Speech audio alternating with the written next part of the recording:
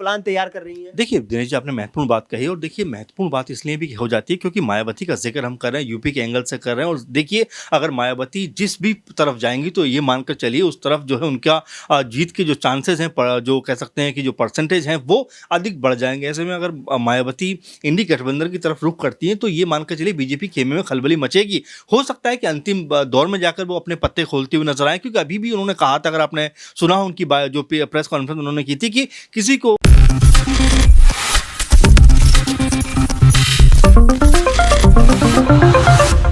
देश की सियासत में चुनावी माहौल काफी गर्म हो चुका है। तमाम राजनीतिक पार्टियां आगामी 2024 के लोकसभा चुनाव को प्राथमिकता देते हुए अपनी तैयारी करना शुरू कर चुकी हैं। तमाम दिग्गज राजनेता राजनीति के मैदान में उतरने से पहले कमर कस चुके हैं और ऐसे में अब जोड़ तोड़ की राजनीति भी शुरू हो रही है। कौन सी पार्टी किस दल में जाएगी, इस पर भी सबसे बड़ा सवाल बना हुआ है, क्योंकि तमाम क्षेत्रीय दल ऐसे हैं जो भारत की राजनीति में अलग अलग हिस्सों में अच्छी खासी सियासी हैसियत रखते हैं। इसी कड़ी में नाम जुड़ता है उत्तर प्रदेश में पूर्व मुख्यमंत्री रह चुकी मायावती का। जिस तरीके से मायावती दलित वोट बैंक की मसीहा मानी जाती है, दलित वोट बैंक का अच्छा खासा वोट परसेंट उनके खाते में आता है और इसी दलित वोट बैंक के आधार पर 4 बार उन्होंने मुख्यमंत्री का ताज अपने सर पर पहना है। अब 2024 के लोकसभा चुनाव नजदीक आ रहे हैं। मायावती सक्रिय रूप से अब चुनाव में उतरने वाली हैं। पिछले दिनों जन्मदिन के अवसर पर उन्होंने पार्टी कार्यकर्ताओं को संबोधित किया। वहां से एक नई ऊर्जा का संचार करने की कोशिश की गई और यह संदेश दिया गया कि पार्टी कहीं भी कमजोर नहीं है और आने वाले चुनाव में मजबूती के साथ चुनाव लड़ने वाली है। नमस्कार, आप देख रहे हैं हमारा खास कार्यक्रम रंग बदलती राजनीति और मैं हूं आपके साथ दिनेश कुमार। मेरे वरिष्ठ सहयोगी अमन जी मेरे साथ मौजूद हैं। अमन जी, आपका बहुत बहुत स्वागत है। चर्चा करेंगे आज मायावती के किस दल के साथ जाने की, क्या इंडिया गठबंधन में शामिल होंगी, जैसा कि पहले अटकलें लगाई जा रही थी और पूर्व मुख्यमंत्री अखिलेश यादव कह रहे थे कि मायावती जल्द ही इंडिया गठबंधन का हिस्सा बनने वाली है, लेकिन इन तमाम अटकलों को दरकिनार कर दिया गया। तो अमन जी, जिस तरीके से मायावती की भूमिका काफी अहम है, दलित वोट बैंक की मसीहा के रूप में अपने आप को राजनीति में स्थापित कर चुकी हैं, काफी अच्छा खासा जो है वोट बैंक उनके पास है। उत्तर प्रदेश की बात कर ली जाए तो मुस्लिम वोट बैंक का भी सपोर्ट मिलता है। तो ऐसे में क्या मायावती का अलग रहना यहाँ पर जो है तमाम विपक्षी दलों के लिए मुश्किलें पैदा करेगा, और यदि साथ आती है तो क्या यहाँ पर मोदी मिशन 2024 पर ब्रेक लगता हुआ दिखाई देगा? देखिए दिनेश जी, बहुत महत्वपूर्ण बात आप कह रहे हैं। दरअसल क्योंकि यूपी के एंगल से अगर हम बात कर रहे हैं इस बात को लेकर, तो वाकई आपकी बात से मैं सहमत हूं कि अगर मायावती इंडी गठबंधन में आती हैं, यानी कि अगर अखिलेश यादव और मायावती मिलकर चुनाव लड़ते हुए नजर आते हैं, खासकर यूपी की हम बात कर रहे हैं, तो वहाँ पर बहुत बड़ा इम्पैक्ट क्रिएट होगा। देखिए कहते हैं कि काट की हांडी बार बार नहीं चढ़ती, और एक बार अगर बीजेपी ने जो वायदे किए हैं उस पर लगातार आप उनको घेर सकते हो, मोदी लहर बार बार नहीं आ सकती। तो कुल मिलाकर अगर यहाँ पर साथ मिलकर लड़ा जाए, जो विपक्षी दल है, खासकर हम यूपी की अगर बात करें तो यहाँ पर सपा बसपा सबसे मजबूत दल है, इससे आप इनकार नहीं कर सकते। इसके अलावा कांग्रेस पार्टी भी अच्छा खासा, उनका भी वोट बैंक यहाँ पर रहा है। आरएलडी की हम बात कर ही रहे हैं, तो ऐसे में 4-5 दल अगर मिलकर चुनाव लड़ते हैं, आजाद समाज पार्टी की बात इसमें कर सकते हैं कि कई सारे दल अगर मिलकर चुनाव लड़ते हैं, तो आप ये मानकर चलिए अगर मोटे मोटे आंकड़े पर भी आप गौर करें तो तकरीबन 20% आसपास जो है मायावती के पास अभी भी वोट बैंक है। वहीं अखिलेश यादव की बात करें तो जिस तरह से वो पिछड़े और दलित और जिस तरह से अल्पसंख्यक की बात कर रहे हैं, तो उनके पास 20-22% के आसपास वोट परसेंट है। तो आप ये मान कर चलिए अगर दोनों को ही आप मिला दें तो तकरीबन ये 40 से 42% के आसपास बनता है। इसके अलावा अगर बात करें कांग्रेस पार्टी के पास भी 5-7% तो है ही। तो ऐसे में ये 47-48 के आसपास हुआ। वहीं अगर इक्का दुक्का दल जैसे आरएलडी को आप जोड़ लीजिए या आजाद समाज पार्टी को आप जोड़ लीजिए, तो कुल मिलाकर ये 50% के आसपास रेशियो बनता है। और बीजेपी की जो जीत का औसत है वो 40 के आसपास है। तो यानी कि यहाँ पर 10% जो है वो इंडी गठबंधन के पास ज्यादा वोट है। और ये मैं इसलिए भी कह रहा हूँ क्योंकि आपने देखा कि जो 5 राज्यों के चुनाव हुए, इसमें भले ही कांग्रेस पार्टी को असफलता मिली 3 राज्यों में, लेकिन अगर वोटों के हिसाब से आप देखें तो कांग्रेस पार्टी कहीं ना कहीं बीजेपी से आगे नजर आई, क्योंकि 4 करोड़ 80 लाख अगर बीजेपी को मिले तो 4 करोड़ 90 लाख कांग्रेस पार्टी को मिले। तो ये मेरे ख्याल से हताशा का विषय कांग्रेस पार्टी के लिए नहीं है। विषय ये है कि कैसे उन सीटों को मैनेज किया जाए, कैसे जो वोट उनके कट रहे हैं उनको अपनी तरफ लेकर आया जाए। अगर ये होता है तो आप ये मानकर चलिए कि यूपी के अंदर जो अब बीजेपी का गढ़ बन चुका, हालांकि अगर 2 चुनाव पहले जाकर देखें तो वो सफलता बीजेपी को नहीं मिलती थी। वहां पर कांग्रेस पार्टी थी, सपा थी, बसपा थी, इन्हीं तीनों के बीच में वोट जो सीट शेयरिंग थी वो ज़्यादातर होती थी। लेकिन अब जिस तरह से मोदी लहर के बाद पूरे का पूरा कह सकते हैं नैरेटिव चेंज हुआ है, उसको बदलने के लिए इन सब का साथ आना बहुत ज़रूरी है। और इसमें मुझे लगता है बसपा की महत्वपूर्ण भूमिका है। अगर बसपा इंडी गठबंधन में आती है, और देखिए दिनेश जी, आपको ये समझना पड़ेगा यहाँ पे कि 2022 में जब मायावती अकेले चुनाव लड़ती हैं, एक सीट आती है विधानसभा में। 2014 में अकेले चुनाव लड़ती हैं, एक भी सीट नहीं आती है। 2019 में अगर सपा बसपा साथ गठबंधन में लड़ती हैं तो बसपा के पास 10 सीटें आती हैं। तो आप ये बात मानिए कि जब आप एक साथ होंगे तो आप ताकत के साथ जो है बीजेपी का मुकाबला कर सकते हैं। लेकिन अगर आप अलग अलग लड़ेंगे तो आप ये मानकर चलिए आप पूरा मौका दे रहे हैं बीजेपी को कि आप आइए और 80 की 80 सीटें आप जीत लीजिए।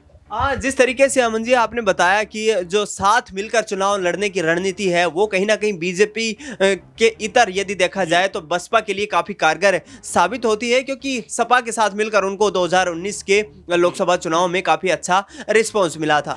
शिवपाल यादव भी ये बात कह चुके हैं कि हमारे साथ आने से मायावती को फायदा होता है तो फिर वो दूर क्यों हट रही हैं। ऐसे में अगला सवाल ये है कि यदि मायावती क्या आखिरी वक्त पर यहाँ पर इंडी गठबंधन का जो है दामन थामेंगी, क्योंकि जिस तरीके का आपका राजनीतिक जो अनुभव रहा है उस तौर पर मैं समझना चाहता हूं और हमारे तमाम दर्शक भी समझना चाहते हैं कि क्या मायावती बिल्कुल अंतिम बॉल पर यहां पर सिक्सर मारने के लिए जो है अपनी प्लान तैयार कर रही है। देखिए दिनेश जी, आपने महत्वपूर्ण बात कही, और देखिए महत्वपूर्ण बात इसलिए भी हो जाती है क्योंकि मायावती का जिक्र हम कर रहे हैं, यूपी के एंगल से कर रहे हैं। और देखिए अगर मायावती जिस भी तरफ जाएंगी तो ये मानकर चलिए उस तरफ जो है उनका जीत के जो चांसेस हैं, जो कह सकते हैं कि जो परसेंटेज हैं वो अधिक बढ़ जाएंगे। ऐसे में अगर मायावती इंडी गठबंधन की तरफ रुख करती हैं तो ये मानकर चलिए बीजेपी खेमे में खलबली मचेगी।